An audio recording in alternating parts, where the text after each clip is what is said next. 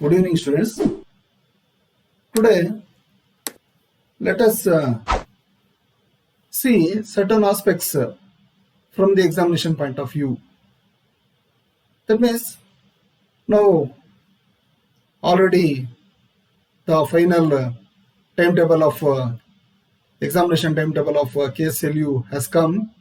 Next month, you are having the jurisprudence paper, and most of the students, they have requested me to do the audio on jurisprudence.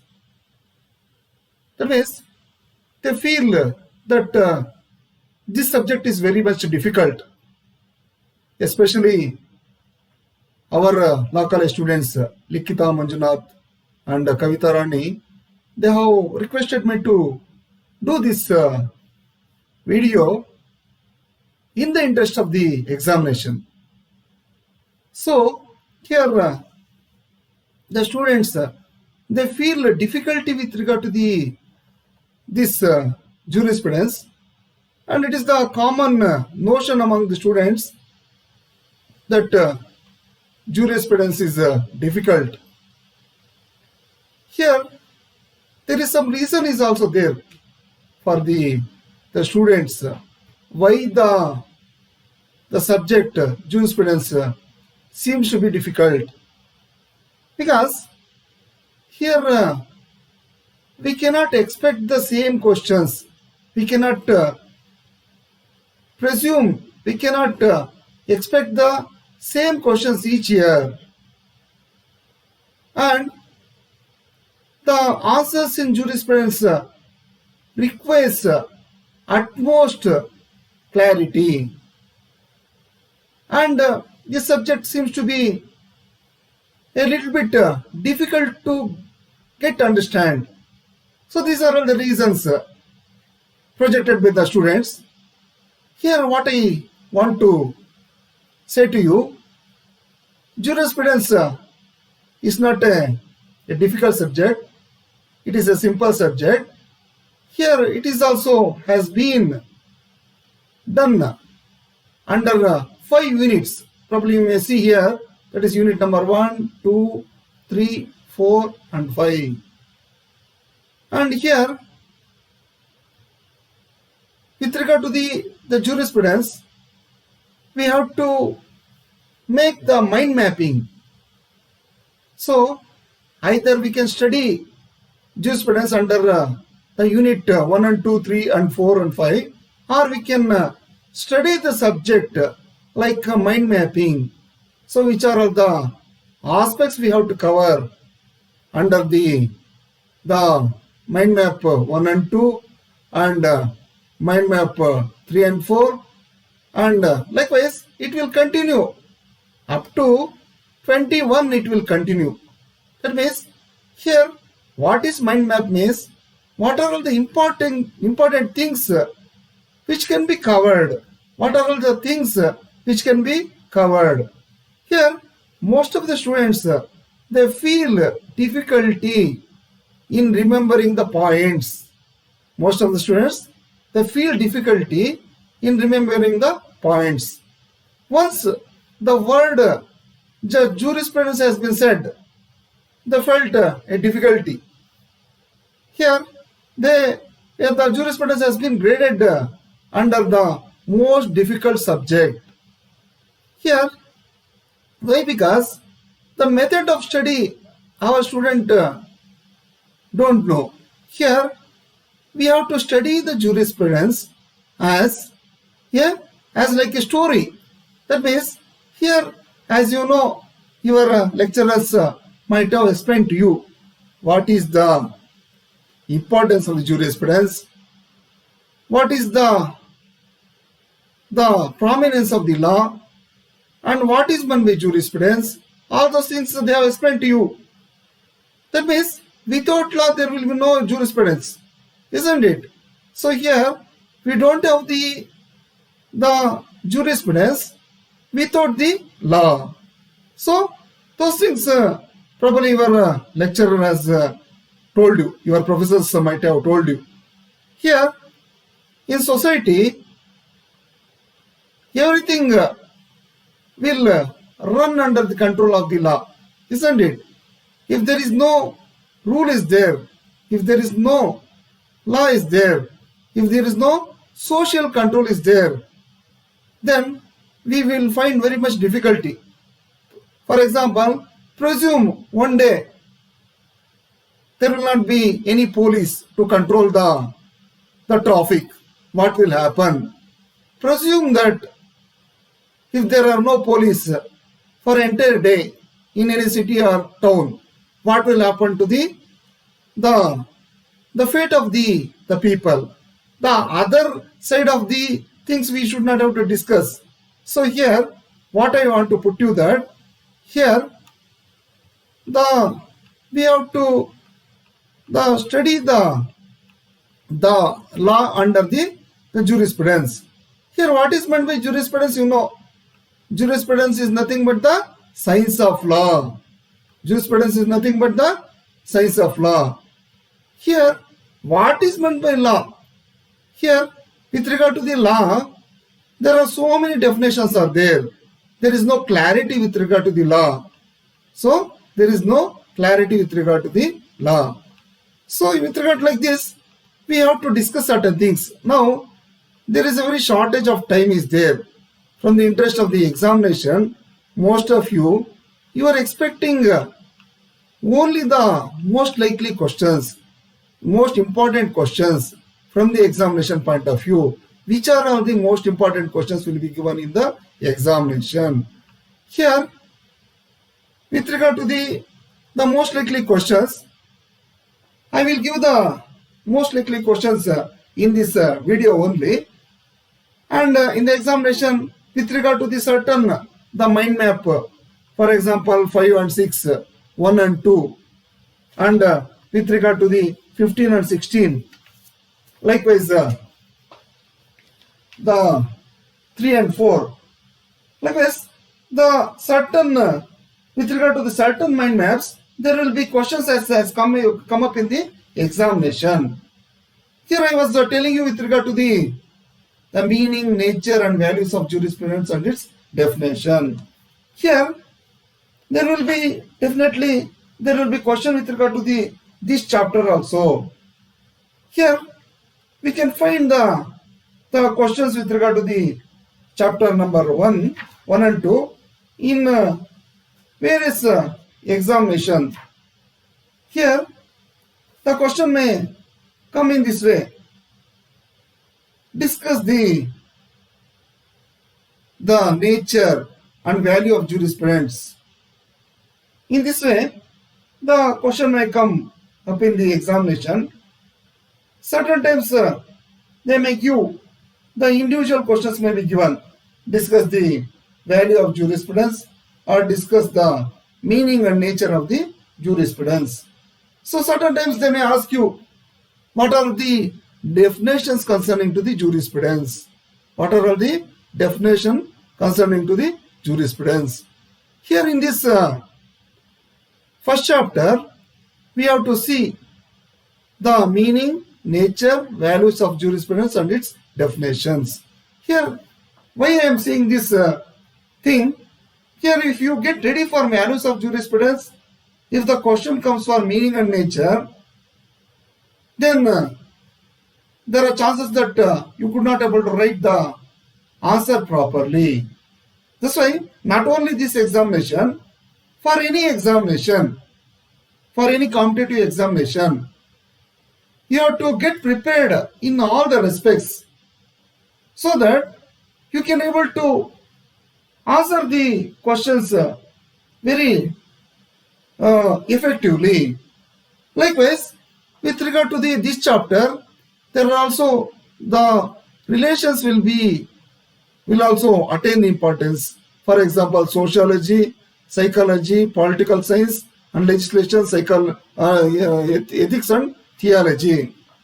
Here, certain times the question might be coming with regard to what is the relationship of jurisprudence with regard to the sociology.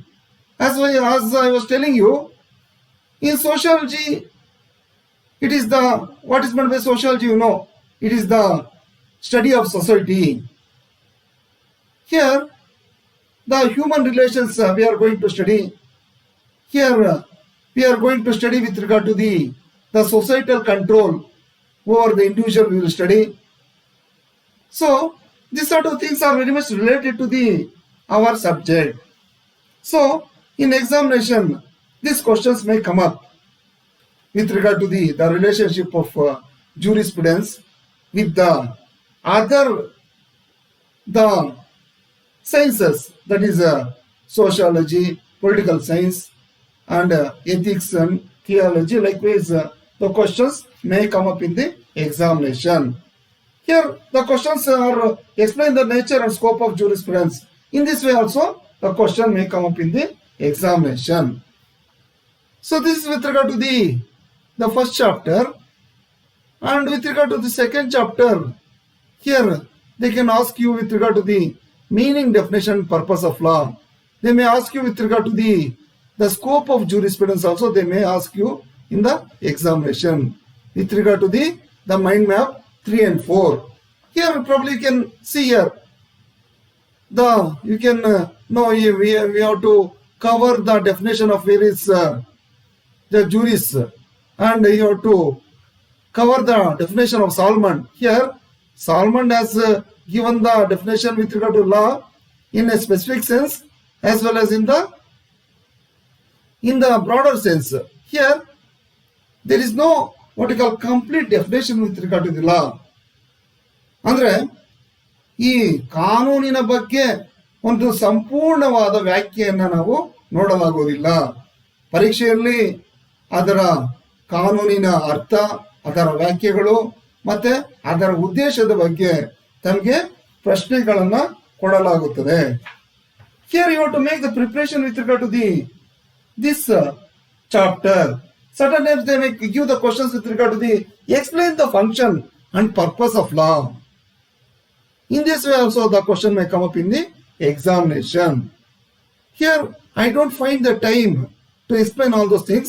This way today I will just give you the mind mapping. That means what are all the things you have to cover under these mind map things, so that it will be very much easier for you to what you call follow. Otherwise, if you certain words has come, Grannaram, Kelson's theory of law, then you will get frightened. So there is no need of getting what you call frightened or with regard to any sort of things. Here in entire jurisprudence, what we have to see, here we have to see the certain schools and certain things which you already studied in the first year. In first year you have studied the law of torts, contract and the IPC. Here with regard to those things only the questions will be asked. But only thing is you have to discuss those things. For example, in law of torts, you have studied the vicarious liability, absolute liability, strict liability. So here you have to discuss those things in the critical way. So you have to discuss those things in the what you call, you have to give your critical analysis with regard to the subjects you have studied in the first semester and the second semester, so that you have to, it is very much easier. ಅಂದ್ರೆ ವಿದ್ಯಾರ್ಥಿಗಳೇ, ಈ ನ್ಯಾಯದರ್ಪಣ ಶಾಸ್ತ್ರ ಇದಕ್ಕೆ ಉತ್ತರಗಳನ್ನ ಬರೆಯೋದು ತುಂಬಾ lengthy, ತುಂಬಾ ಹೆಚ್ಚಾಗಿ ನೀವು ಉತ್ತರಗಳನ್ನ ಬರೆಯೋದಕ್ಕೆ ಏನು ತಮಗೆ ಒಂದು ಏನು ಯೂನಿವರ್ಸಿಟಿ ವಿಶ್ವವಿದ್ಯಾಲಯ ಆಗಲಿ ಅಥವಾ ವ್ಯಾಲ್ಯೂಟರ್ಸ್ ಆಗಲಿ ನಿರೀಕ್ಷೆ ಮಾಡೋದಿಲ್ಲ. ಅದರ ಬಗ್ಗೆ ಒಂದು ತುಲನಾತ್ಮಕ ಒಂದು ಅಧ್ಯಯನ ಅಂದ್ರೆ ನೀವು ಅಪಕೃತ್ಯ ಕಾನೂನಲ್ಲಿ ಈಗಾಗಲೇ ಕೆಲವೊಂದು ವಿಷಯಗಳನ್ನ ನೋಡಿರ್ತೀರಾ. ಅದು ಸ್ಟ್ರಿಕ್ಟ್ ಲೈಬಿಲಿಟಿ ಆಗಿರ್ಬೋದು, ವೈಕರಿಯಸ್ ಲೈಬಿಲಿಟಿ ಆಗಿರ್ಬೋದು ಅಂತ ವಿಷಯಗಳು. ಮತ್ತೆ ಇದರಲ್ಲೂ ಯಾವುದರಲ್ಲಿ ನೀವು ಈ ಕ್ರೈಮ್ ಅಂದ್ರೆ ಈ ಯಾವುದು ಭಾರತೀಯ ದಂಡ ಸಂಹಿತೆ ಅದರಲ್ಲೂ ಸಹ ನೀವು ಕೆಲವೊಂದು ವಿಷಯಗಳನ್ನ ನೋಡಿರ್ತೀರ. ಅದರಲ್ಲಿರುವ ವಿಷಯಗಳನ್ನು ಸಹ ನೀವು ತುಲನಾತ್ಮಕ ಅಧ್ಯಯನ ಮಾಡ್ತೀರಾ. So here the most common question we can see under this administration of justice, we can see the question that is with regard to the explain the primary and secondary function of the administration of justice. With regard to the mind map 5, the question will come up in the examination in this way. Explain the primary and secondary function of the administration of justice. So in this way, they may give, certain times they may give the question like this. Explain the secondary function of court of law. So in this way, the question may come up in the examination. But we should not get disturbed with regard to those things. And in this way, the question may also come up. Explain the necessity of administration of justice. ಅಂದರೆ ಇದರಲ್ಲಿ ನಾವು ಇದನ್ನೆಲ್ಲ ನೋಡಿದೀವಿ. ಏನು ನ್ಯಾಯ ಅಂದ್ರೆ ಏನು, ನ್ಯಾಯ ನಿರ್ವಹಣೆ ಮಾಡುವ ನಿಟ್ಟಿನಲ್ಲಿ ಇರುವಂತಹ ಒಂದು ನ್ಯಾಯದ ವಿಧಾನಗಳು ಯಾವುದು. So which are all the kinds of justice? The natural justice, legal justice, civil justice, criminal justice. So we should get thorough with regard to the all kinds of justices. ನಾವು ಯಾವುದೋ ಒಂದಕ್ಕೆ ನೋಡ್ಕೊಂಡು ಹೋಗಿ ಎಕ್ಸಾಮ್ ಅಲ್ಲಿ ಬರೀತೀವಿ ಅಂದ್ರೆ ಸಾಧ್ಯ ಆಗಲ್ಲ. ಇದರಲ್ಲಿ ಪ್ರಶ್ನೆಗಳು ತುಂಬಾ ಸರಳವಾಗಿರುತ್ತೆ. Explain the necessity of administration of justice. ಏನಕ್ಕೆ ಒಂದು ಜಸ್ಟಿಸ್ ಇರಬೇಕು, ಏನಕ್ಕೆ ಒಂದು ನ್ಯಾಯವನ್ನ ನಿರ್ವಹಣೆ ಮಾಡುವಂತ ಒಂದು ಪ್ರಮೇಯ ಏನಕ್ಕಿರಬೇಕು, ಇದರಲ್ಲಿ ಏನು purpose of civil justice, purpose of criminal justice ಎಲ್ಲ ನೀವು ಇದನ್ನ ನೋಡಿರ್ತೀರಾ. ನಿಮ್ಗೆ ನಿಮ್ಮ ಲೆಕ್ಚರರ್ಸ್ ಇದನ್ನ ನಿಮ್ಗೆ ಎಕ್ಸ್ಪ್ಲೈನ್ ಮಾಡಿರ್ತಾರೆ. So here you have to discuss the theories of punishment also. So on this aspect also the question may come up in the examination with regard to the theories of punishment, that is a deterrent theory, retributive theory, preventive theory, reformative theory. So in this way the question may come up with regard to the theories of punishment. ಇದನ್ನ ನಾನು explain ಮಾಡೋದಕ್ಕೆ ಇವಾಗ ಸಾಧ್ಯ ಆಗಲ್ಲ. So have a glance with regard to the theories of punishment and secondary functions of the courts, that is actions against the state, declaration of right, administration, title of right. Next we can go to the mind map 6, that is law as the dictate of reason, that is natural law. ಈ natural law ಅಂದ್ರೆ ನೈಸರ್ಗಿಕ ಕಾನೂನಿನ ಬಗ್ಗೆ ನೀವು ನೋಡಿದ್ದೀರಾ. So here in Rome this natural law has been taken its birth. It is also called as the divine law. ಅಂದ್ರೆ even though today also, in spite of all the laws, we are following this natural law. So probably you know in CRPC there is one section is there. So section 151 that will speak with regard to the it has been given to the liberty of the court to give any other remedy, any extra remedy which has not been prayed for, which the court deems fit. So likewise, with regard to the Supreme Court, the High Court, they can give any other remedies. They can show their judicial activism. ಅಂದ್ರೆ ಈ ನೈಸರ್ಗಿಕ ಕಾನೂನು ಇತರೆ ಕಾನೂನುಗಳು ಇದ್ರೂ ಸಹ ಅದೇನಪ್ಪ ಅಂತ ಹೇಳಿದ್ರೆ ಅಂತ ಒಂದು ಆ ನೈಸರ್ಗಿಕ ಕಾನೂನಿನ ಒಂದು ಏನು ಚಲಾವಣೆಯನ್ನ, ಆ ಪದದ ಚಲಾವಣೆಯನ್ನ ನಾವು ಈ ತಳಹದಿಯ ಒಂದು ನ್ಯಾಯಾಲಯಗಳಿಂದ ಕಟ್ಟಕಡೆಯ ನ್ಯಾಯಾಲಯ ಯಾವುದು ಒಂದು ಸರ್ವೋಚ್ಚ ನ್ಯಾಯಾಲಯದವರೆಗೂ ಅದನ್ನ ನಾವು ಏನ್ ಮಾಡ್ತೀವಿ, ಅದನ್ನ ನೋಡ್ತೀವಿ. So that is the thing we can see. That is in the examination they may give the question like this: discuss the natural law theory, state the criticism against the natural law theory.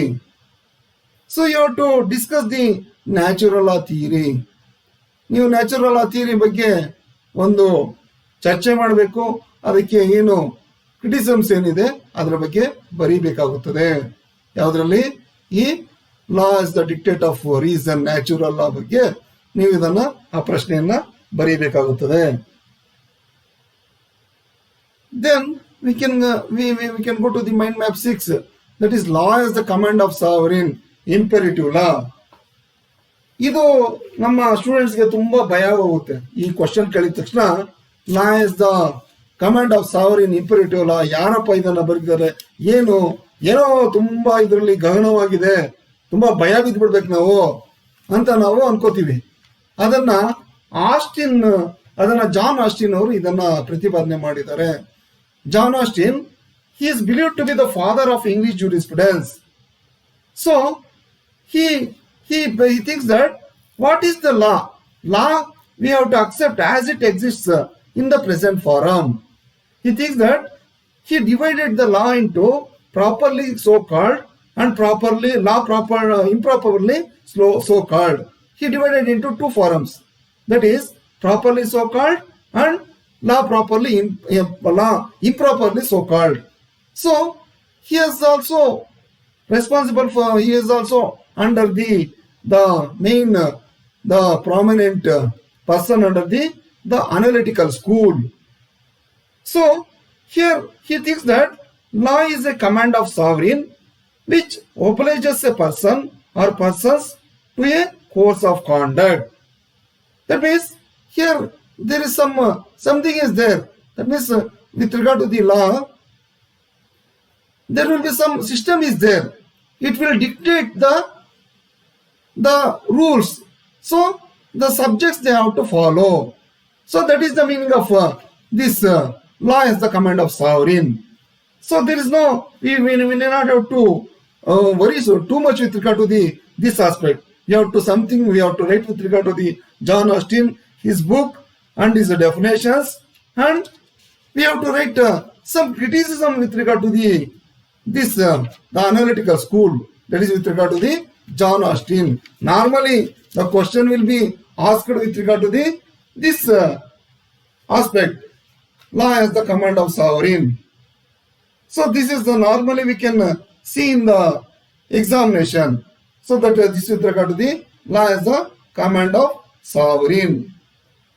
And next one is, here we can go to the next, law as the practice of courts, that is with regard to the legal realism.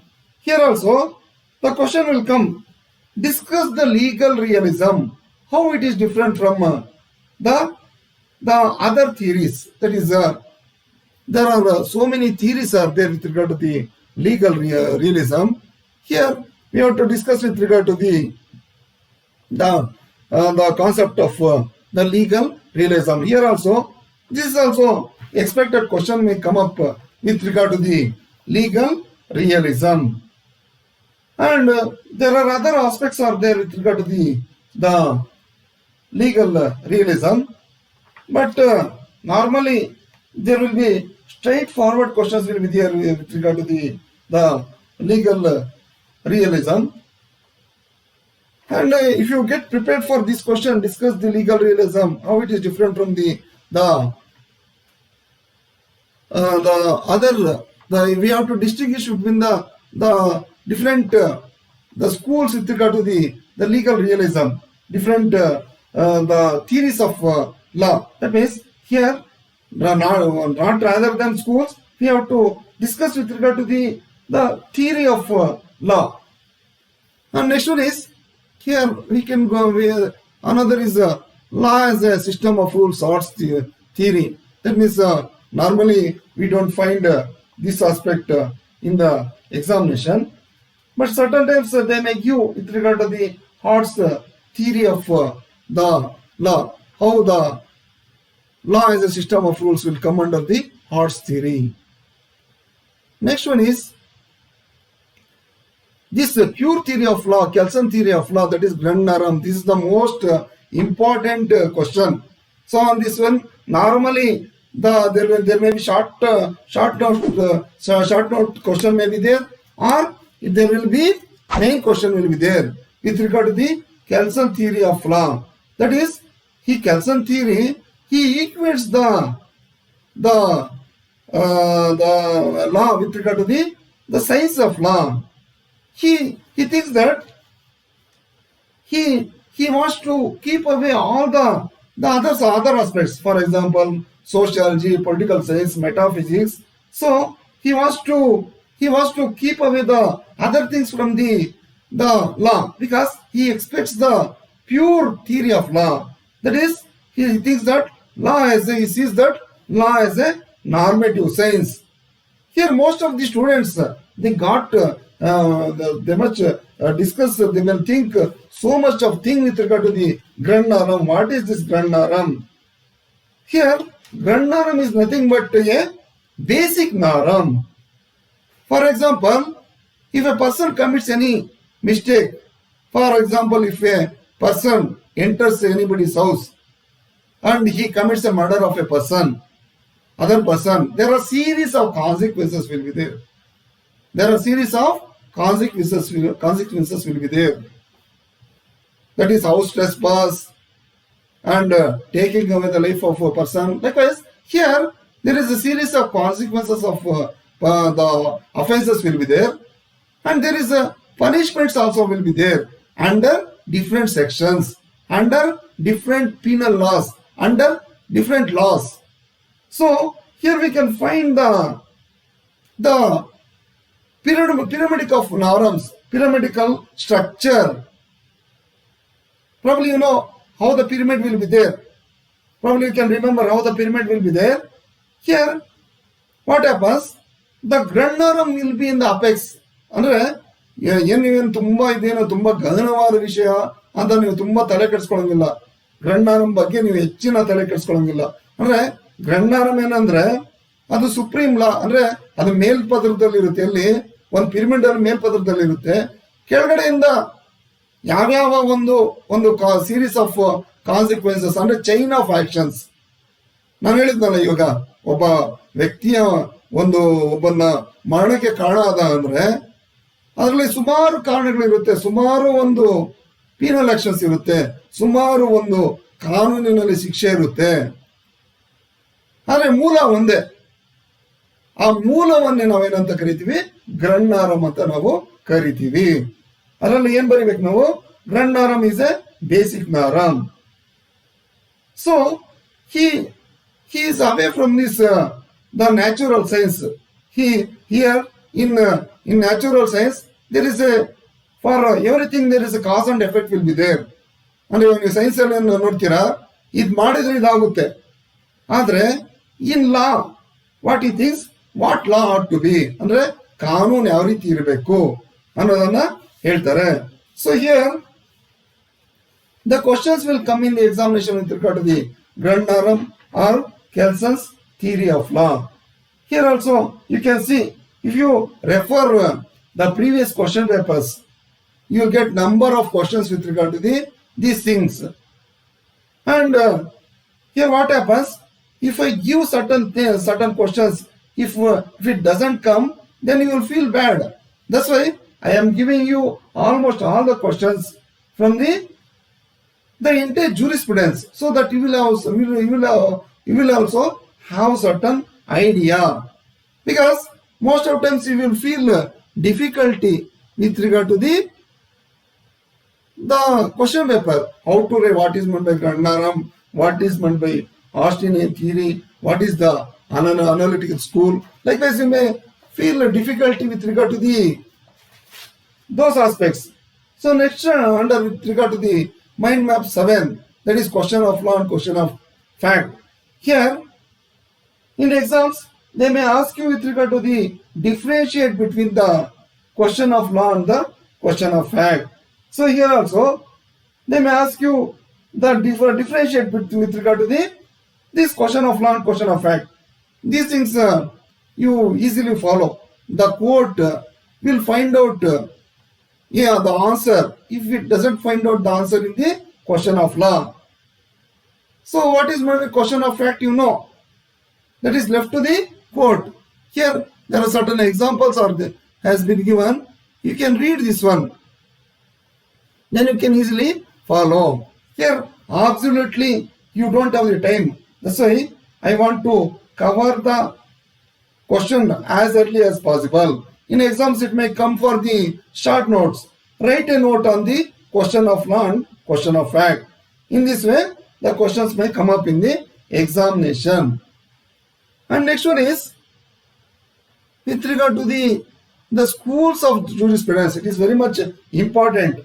Here there are so many schools are there with regard to the jurisprudence. Here sociological school is there, and there are so many, the schools are there with regard to the historical school of jurisprudence is there. Likewise, the philosophical school of jurisprudence is there. Comparative school of jurisprudence is there. Likewise, there are so many schools of jurisprudence are there. But normally, the question will be on the sociological school of jurisprudence. Explain the sociological school of jurisprudence. In this way, the question will come up in the examination, because sociology has got very much intimacy with regard to jurisprudence, because the law will be how it is effective is when there is a societal control. Here law will not be successful. ಅಂದ್ರೆ ಕಾನೂನೇ ಏನು ಎಲ್ಲ ಕಾನೂನು success ಆಗುತ್ತೆ ಅಂತ ಹೇಳಕ್ಕಾಗಲ್ಲ. For example, with regard to the abolition of beggary, here the law is not successful because there is a mercy is there in the society. So here in society, when the law will be successful, when there is a societal control is there. So you read this one, you get prepared for the question. Explain the sociological school of jurisprudence, and you can get prepared for the question, other aspects also.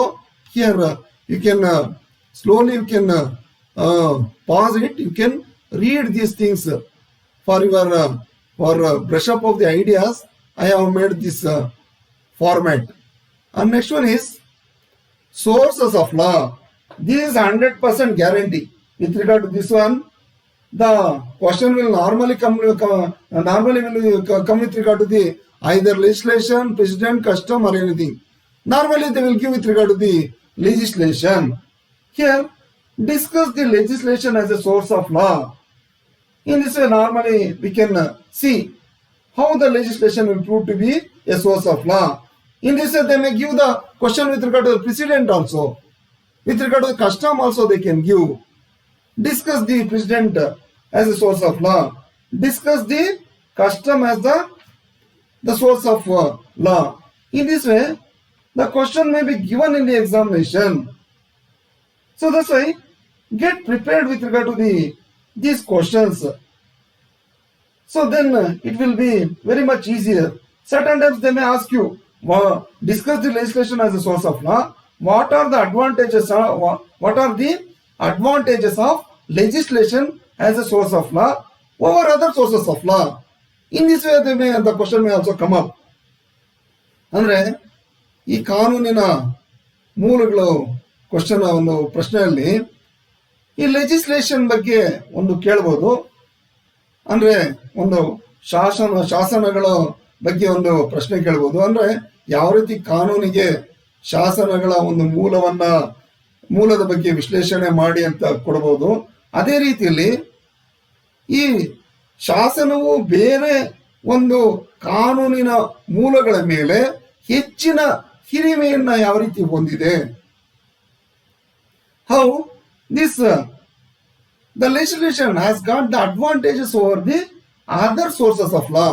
Other sources of law means that is precedent, custom, agreements, etc. So you get prepared for this question. It is normally it has been given. That's why the students get what you call they will get fear with regard to this sort of questions. But it is very simple if you know the question and answers. And next one is here the key terms view is there. Here also with regard to the short notes they may give. These they may ask you with regard to the certain aspects with regard to the this arbiter dictum is very much important. With regard to that one, in short notes they may ask the question. Next one is custom. Custom, with regard to custom also, the question we may see in the question papers. There are so many questions will come up with regard to the custom. Here with regard to the custom, there may be questions with regard to the discuss the essential requisites of the valid custom. Discuss the essential requisites of the valid custom. That means what are the essentials of the valid custom? ಅಂದ್ರೆ ಈ ರೂಢಿಗಳಿಗೆ ಇರುವಂತಹ ಒಂದು ಅತ್ಯವಶ್ಯಕ ಅಂಶಗಳನ್ನ ಚರ್ಚಿಸಿ. So the question may come up in the examination with regard to the custom. So in this way the question may come up in the examination. ಇದೇ ನಿಮ್ಗೇನು ಕಷ್ಟ ಆಗಲ್ಲ. ನಿಮ್ಗೆ ಹಿಂದೂ ಲಾ ಅಲ್ಲೇ ನೋಡಿದ್ದೀರಾ ಈ ಕಸ್ಟಮ್, ಮತ್ತೆ ಬೇರೆ ಬೇರೆ ಒಂದು ಕಾನೂನಲ್ಲಿ ನೋಡಿರ್ತೀರಾ. ಅದೇನು ತುಂಬಾ ಕಸ್ಟಮ್ ಅನ್ನ ಏನು ನೀವು ತುಂಬಾ ತಲೆ ಕೆಡಿಸ್ಕೊಳ್ಳೋಂಗೆ ಏನಿಲ್ಲ. ಅದರಲ್ಲಿ ನೀವು ಹಿಂದೂ ಲಾ ಅಲ್ಲಿ ಏನು ಸೆಕ್ಷನ್ 7 ಅನ್ನ ನೋಡಿರ್ತೀರಾ ಹಿಂದೂ ಮ್ಯಾರೇಜ್ ಆಕ್ಟ್ ಅಲ್ಲಿ. ಅದನ್ನ you have to discuss in a very analytical way. That means what are the requirements of the valid custom. In that way you have to discuss. Here next the aspect is that is the legislation. So with regard to legislation also there are so many questions will come up in the examination with regard to the legislation. So that is also very much important. And next chapter is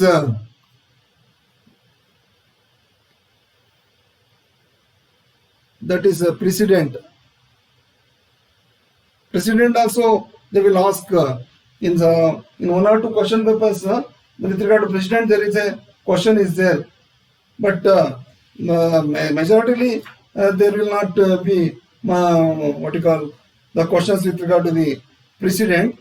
But there may be we cannot say that the question may not come in the exam with regard to the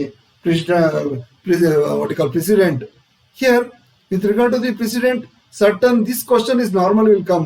That is a ratio decidendi. Here that is a ratio decidendi. With regard to this one, normally there will be a start notes will come. What is ratio decidendi? State how it is determined. That is what is ratio decidendi. State how it is determined. Here this will come under the precedent chapter. ಅಂದ್ರೆ precedent ಅಂದ್ರೆ ನಿಮ್ಗೆ ಗೊತ್ತಿದೆ. There is authoritative precedent is there, persuasive precedent is there, and original precedent is there, declaratory precedent is there. What is precedent means if some aspect is there which has been accepted, which has been followed certain time. So if for example if there is a judgment or decision of a court has come with regard to the certain aspect, so same decision will be has to be followed by the lower courts. For example, in higher court with regard to the some specific question of fact or question of law has been decided, that is some settled law is there. The lower courts they have to follow the precedent of the higher court. That is meant by precedent. Here you concentrate with regard to the aspect of ratio decidendi and stare diseases. Next one is that is the possession. So with regard to the possession, with regard to the other aspects, normally these are the legal concepts. With regard to this one, there will be normally invariably they will give the questions with regard to the possession. What is possession? What are the constituent elements of possession? ತುಂಬಾ easy ಕಂಡ್ರಿ ಇದು possession ಅಂದ್ರೆ ಸ್ವಾಧೀನತೆ ಅಂದ್ರೆ ಏನು? Possession in law, possession in fact. What is possession? What are the constituent elements of possession? So here with regard to this one, there will be questions they will come up in with regard to possession. Differentiate between possession in law, possession in fact. ಅದರ ಬಗ್ಗೆ ಈ ತರ ಕೇಳಬಹುದು ಅಥವಾ ಈ ರೀತಿಯಾಗಿ ಸಹ ನಿಮಗೆ ಕೇಳಬಹುದು. ಪೊಸೆಷನ್ ಬಗ್ಗೆ ಸಹ ಕೇಳಬಹುದು. Next one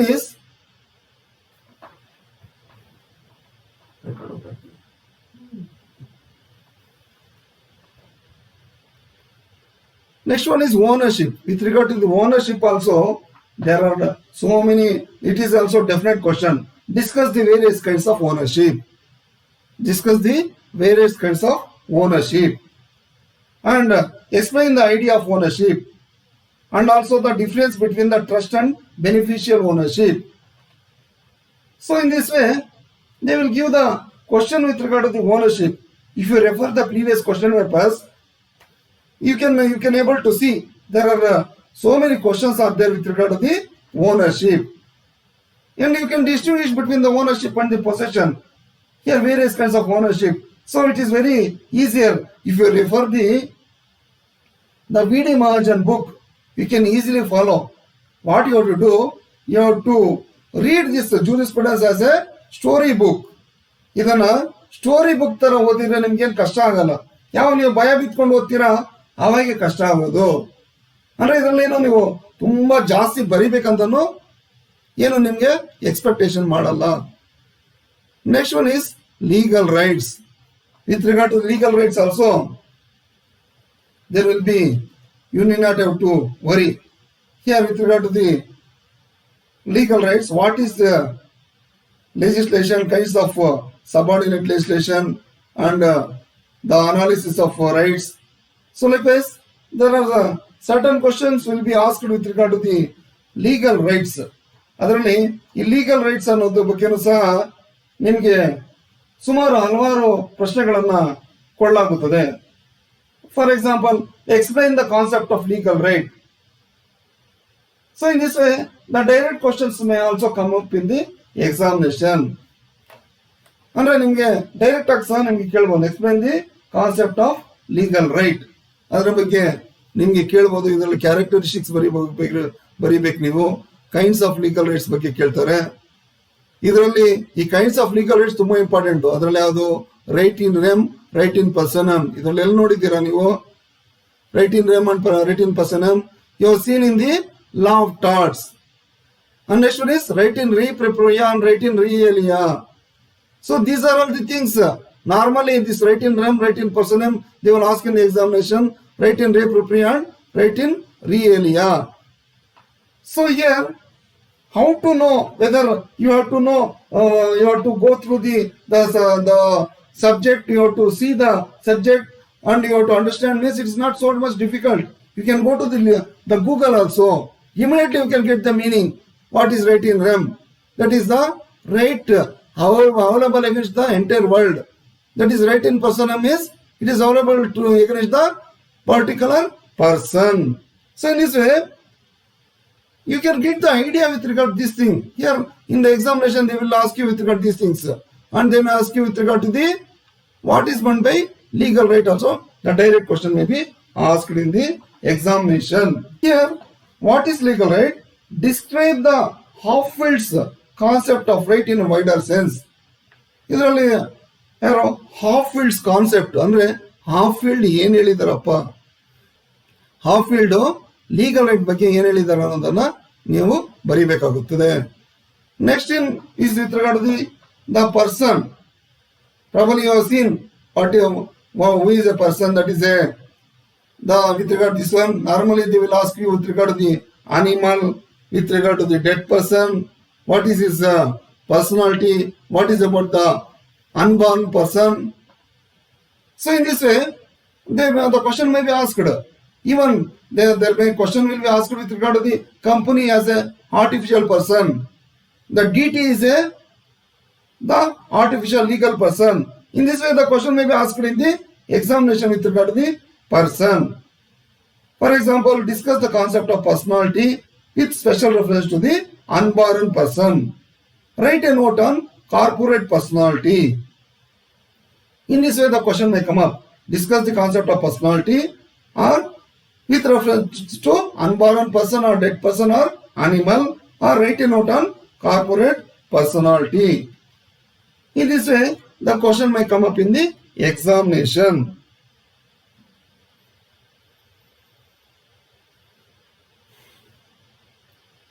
Next, with regard to the investigative title, divestigative title, they may give in the for the short notes.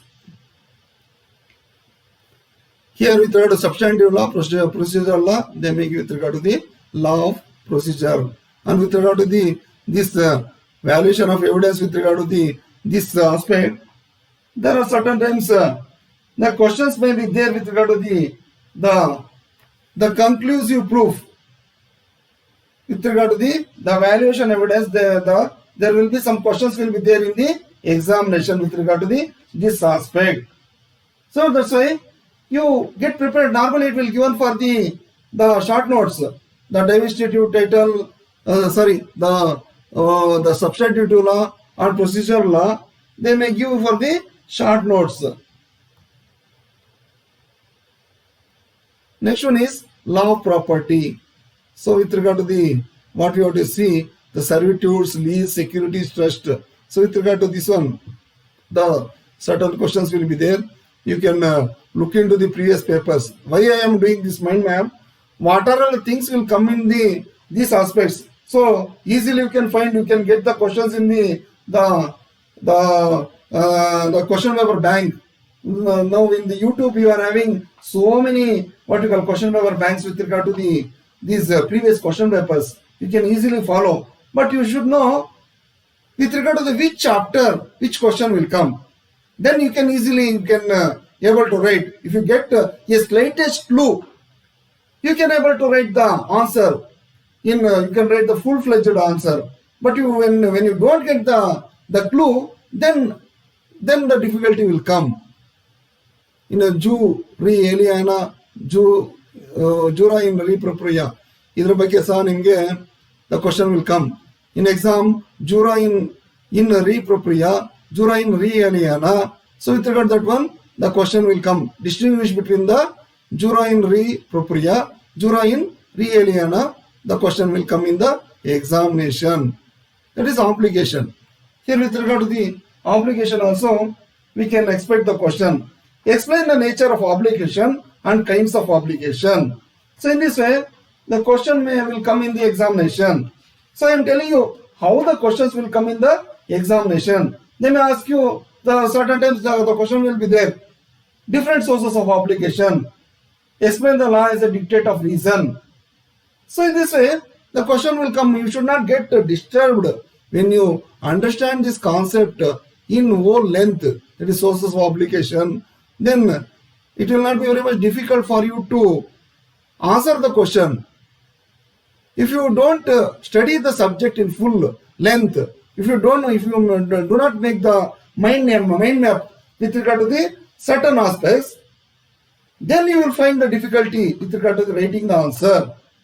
Then you will find the difficulty in writing the answer. Next is the liability. Here civil liability is there, criminal liability is there, damnum sine injuria. This you have seen in the law of torts. With regard to these things, number of times, very easy subject, very wonderful subject, that is the law of torts. There you have seen all kinds of liability.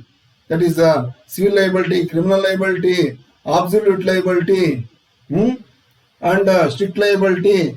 All the things you have seen. That means only thing you have to write in the what you call critical, you have to make the critical analysis with regard to those things only. So it is very simple. But as you think, the jurisprudence seems to be very difficult. It's not difficult thing. But you have to read this subject as a story book. You study very simple books. V.D. Mahajan book is very easy book. Don't go for the English authors. Study the Indian authors' books. Then it will be very much easier for you. So, apart from this one, you have got certain questions with regard to the negligence. What is negligence? Discuss the theory of negligence. And with regard to certain times, they may ask you with regard to the certain aspects. Explain the different theories of punishment. And explain the nature and scope of jurisprudence. What is personality? Explain the advantage of incorporation. Explain the Austin theory of law, function and purpose of law. And write a note on international law as a law. Describe the law as a system of rules. State the need for administration of these things we have discussed. And write a note on reformative theory. That will come under the theory aspect. Likewise, certain things will be there. You have to note down these things. And certain times they may ask you with regard to the ownership, possession, and the difference.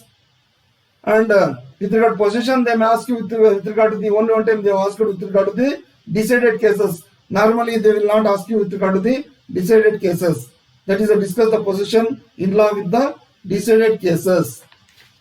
Okay, students, I have done this video from the examination point of view only. In coming days, I will make the individual what you call videos. That means for each chapter, each aspect, each concept, I will make the individual video. So this is for this video has been done from the point of view of the examination, so that so many students they are requesting me to do the video with regard to this jurisprudence. They think that there are so many things they got what you call confused with regard to the jurisprudence. So here in jurisprudence you need not have to write too much, and it is not like other subjects. Here you need not have to follow the steps of the how to write the answer with regard to other subjects. So here whatever I thought of giving you whatever the way in which I wanted to tell you in simple way, I have made it as very much simpler. If you find any difficulty, please make the comments in the comment section. I tried to clarify it. So this video is from the point of view of the examination. Wish you good luck, students.